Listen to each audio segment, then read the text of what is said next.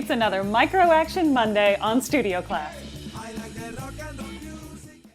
Back in the saddle again. That's right, divas, we are back. Happy Micro Action Monday. I hope that you're having a beautiful day. And today we're talking about lessons. We're talking about voice instructors.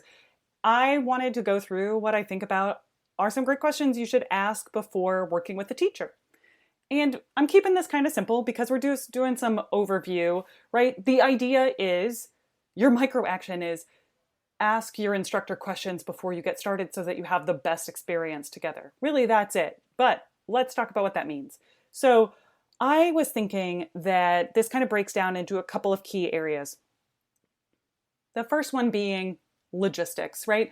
I want you to ask questions like, where do we meet? How do I pay you? How often are we meeting?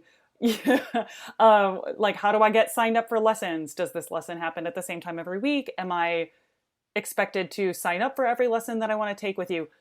Most of these things are going to be covered by the teacher because that's their business and they want to make sure that onboarding you as a student is easy and efficient, right? But sometimes there's going to be things that you need to know more about, right? And so your job is to ask questions in that moment about logistics. Can I pay you through Venmo? Or do I need to write a check? Or do I pay you? I don't know, whatever it is. And I want you to go in there saying like, okay, do I know how this process is going to work every time?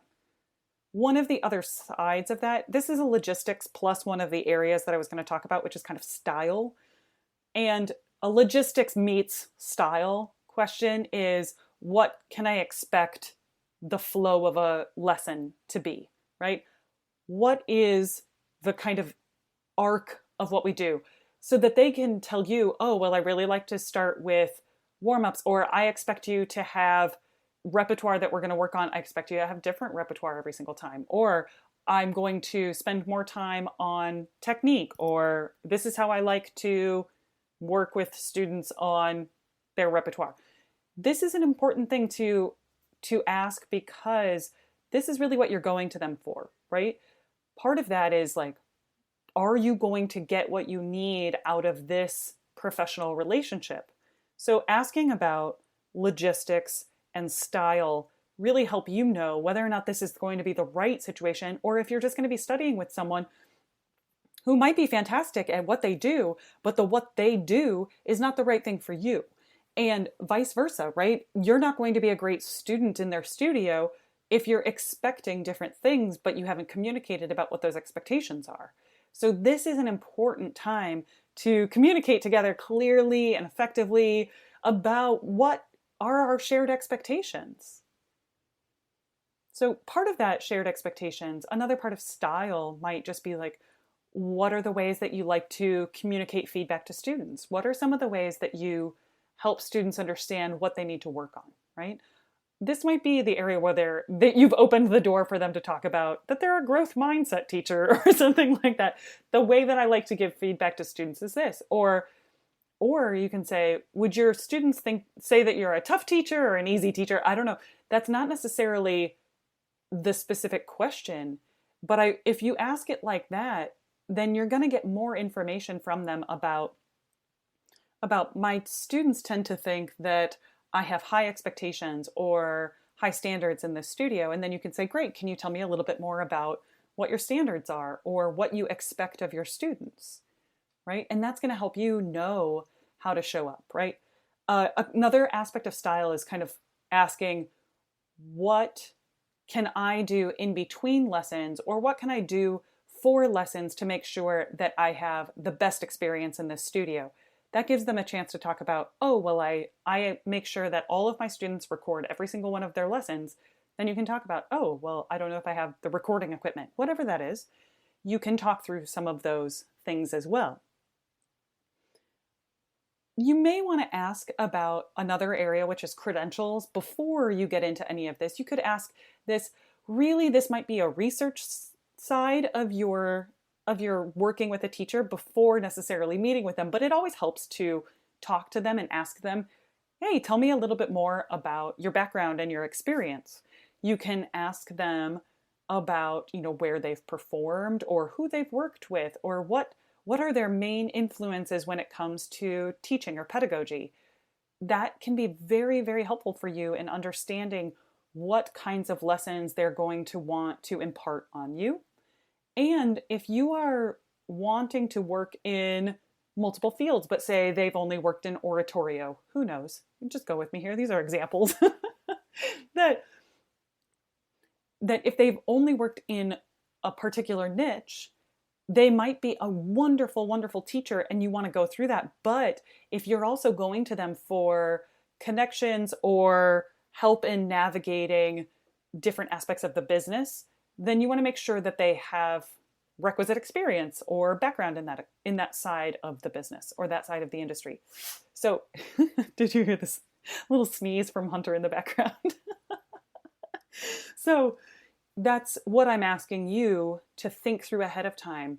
It also requires that you understand what your intentions and what your goals are so that you can ask them, are you able to give me information based on these goals, these things that I want to work on, right? And then you're going to head into a much more fruitful relationship together because the expectations, as I mentioned, a lot of this just comes down to expectations. The expectations are clearly laid out ahead of time, and you can jump into every single lesson together moving forward or making progress because you've already outlined the goals. Knock, knock, knock. Real quick, divas. I know you're here because you love the clarity that comes from my micro action episodes. Plus, you get inspired and motivated hearing from working artists all across our field on how they made, maintain, and grow their careers. Now, you can be a part of the fuel that makes it all happen. Give Studio Class a boost by heading over to patreon.com/mezzoinen, that's MEZZOIHNEN, and join the Sybaritic Camerata. I also want to take a moment to shout out and thank Chris, James, Josh, Sarah, Elise, and Renee. Your support means the world to me. Thanks so much for helping me keep this podcast going. Now, let's get back to the show. Speaking of outlining the goals, my fourth area is markers for success. One of the things that I want you to ask a potential voice teacher is, what are your markers for success? How do I know that I'm being successful in your studio? How do I know that I'm being successful in our work together? And so, depending on what they say, this could look like a lot of things. And that also helps you understand if you're going to be working with someone, if your markers for success are different than their markers for success. That doesn't mean that's the end of that relationship. It just means check in to that a little bit more. Find out more about what that looks like.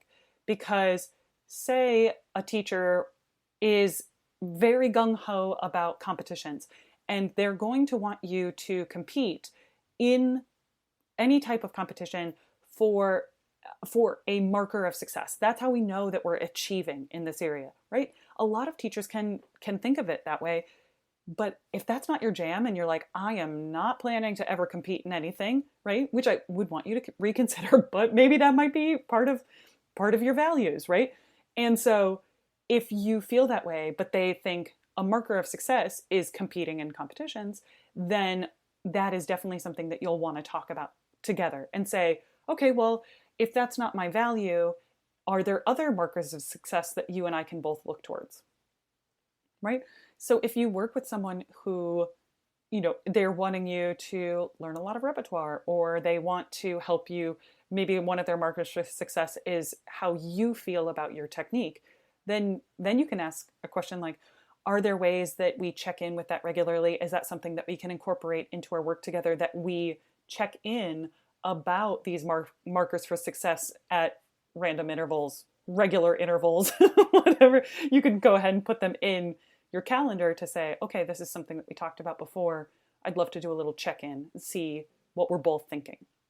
Okay, divas, I'm sure that you have great questions that you ask your voice teachers or you ask before you start working with someone. I would love to hear about it.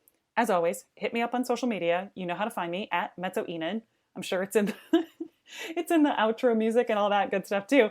But I love hearing about this from you because it helps me think about any of the areas that I might have some So kind of like a gray area or a growth area for myself. So I really want to hear about that from you.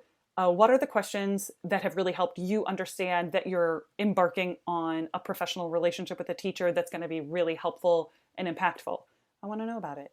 The areas that we talked about in this episode were credentials, logistics, style, expectations, and markers for success. So, as always, stay sparkly inside and out.